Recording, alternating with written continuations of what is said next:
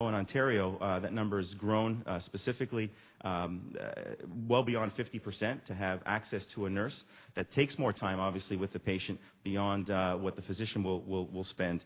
And last but not least, a growing trend as well in terms of education and an opportunity to focus in on specific areas. I'm not going to spend time going through this slide. It's in your slides, or you can obviously get that from the IMS group. But this is the lay of the land in terms of pharmacy prescribing across Canada. And obviously the biggest movers and shakers have been Alberta, BC, and New Brunswick.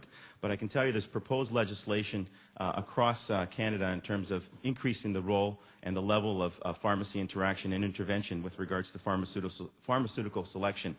And that includes two different specific areas. One is the adaptation of a prescription, which can have a significant impact on our businesses in terms of changing dose, strength, therapeutic substitution, and as well in broader areas in terms of actually initiating a prescription or initiating therapy in specific disease areas.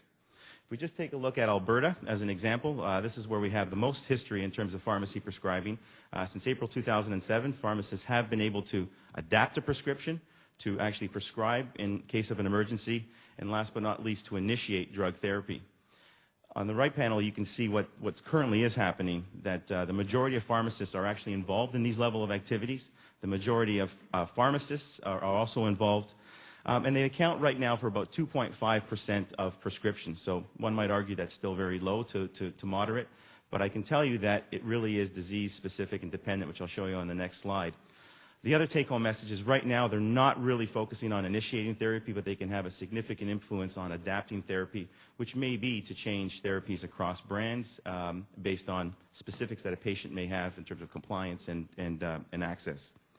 So if you look at diseases, all diseases are not created equal, and an example here really shows you where they do get involved is in more chronic disease, hypertension, diabetes, asthma.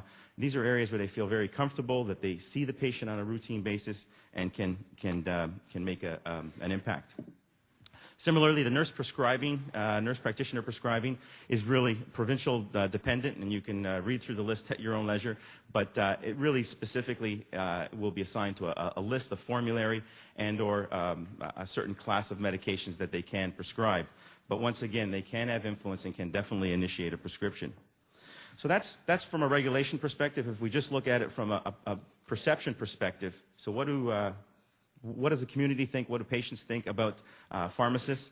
And this clearly tells you that they do rely on their pharmacists and would consider getting advice and having influence from a pharmacist on their daily, on their prescriptions and their care. I'm going to go to one last question here, which is now, when surveyed, which healthcare professionals do patients trust the most? Interesting. I can tell you that the answer is nurses. I think we shouldn't read too much into this slide other than to say that nurses and pharmacists are trusted as much as their healthcare professional. And I think trust also comes with frequency, visit, relationship, and they can really forge a strong relationship and partnership with these allied healthcare professionals.